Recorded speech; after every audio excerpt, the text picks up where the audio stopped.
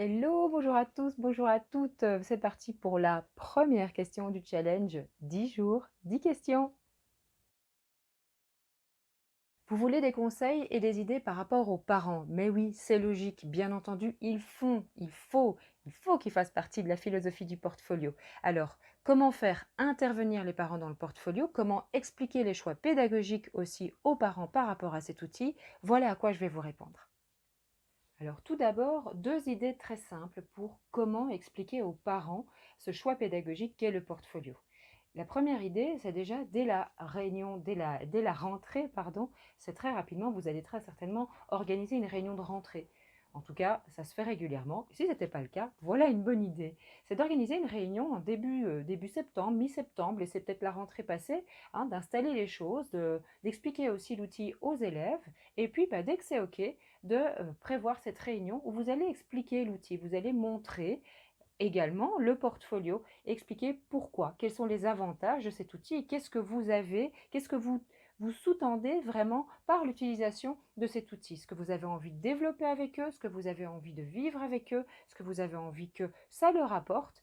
Et du coup, par cet apport-là, par ces explications-là, vous allez déjà amener les parents vers l'outil. Ils vont tout doucement se dire: ah, ok, ça peut être sympa. Quel parent n'a pas envie qu'un enseignant aide son enfant? Quel parent n'a pas envie que l'enseignant soit au taquet de savoir comment va son enfant, où en est son enfant, qu'il soit plus acteur, plus actif, plus engagé? Je crois qu'il y en a très peu. Donc de toute façon, cette étape-là, elle est super intéressante et super importante pour vraiment déjà commencer une première étape pour avoir les parents dans la philosophie. Ce ne sera que la première, bien entendu, il va falloir penser à faire d'autres choses. Une autre idée pour expliquer le portfolio, parce que bon, la réunion des rentrées, c'est très bien, mais hein, souvent on reçoit beaucoup d'infos et puis on oublie peut-être un petit peu. Je vous invite à retourner voir les vidéos où je feuillette des portfolios.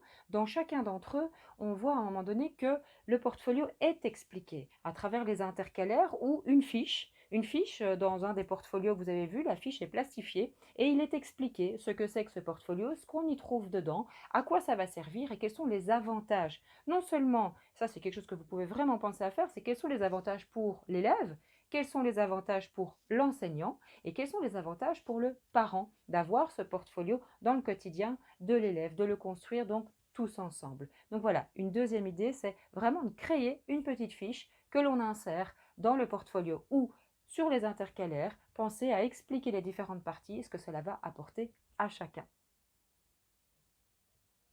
Alors, comment les faire intervenir dans le portfolio? Bien entendu, c'est super important, hein. Il ne faut pas que ce soit juste une histoire entre l'élève et vous. Bien entendu que si on pense vraiment que ce portfolio, c'est prendre l'élève à part entière, eh bien, il y a en effet tout son environnement familial qui est intéressant à faire intervenir dans l'outil. Alors, une première idée, c'est tout simplement déjà par une organisation de réunions de parents vraiment spécifique autour du portfolio où l'enfant va le présenter et que du coup, il va le présenter à ses parents. Donc il va déjà y avoir cette communication vraiment entre l'élève et son parent qui va amener vraiment un intérêt plus particulier déjà vers le portfolio.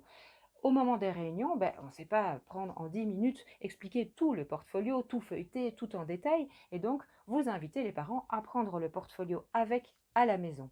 Une super idée, c'est de proposer à ce moment-là, donc je ne sais pas combien de réunions de parents vous organisez, mais de proposer à ce moment-là une petite fiche que vous pouvez construire vous-même ou avec les élèves, c'est toujours encore plus intéressant, du coup ils s'engagent encore plus, un petit document où vous invitez le parent à réagir, à encourager, à donner des idées, à essayer de voir comment est-ce qu'il pourrait lui aussi aider dans l'évolution et les progressions de son enfant. Donc ça, c'est très très chouette à faire aussi. Et donc du coup, on récupère les portfolios et il y a tout doucement des traces de parents qui se créent. Voilà déjà une première idée qui est très chouette à mener. Une autre idée pour faire un peu plus intervenir les parents, c'est pendant l'année en fait, à travers différentes activités que vous allez choisir. Un petit exemple comme ça dans la première partie où l'élève apprend à se connaître.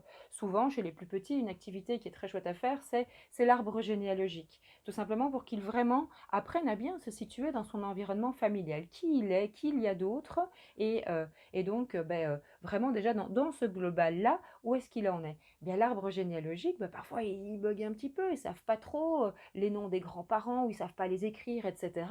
Et vous non plus, vous ne le savez pas pour chacun de vos élèves. Voilà déjà un premier exemple très chouette, c'est du coup d'amener ça à la maison et de demander aux parents de manière très facultative, mais bon, en général, ils sont super preneurs, de leur demander à eux d'intervenir et d'aider leur enfant à situer un petit peu les différentes personnes de la famille, à donner les noms, etc.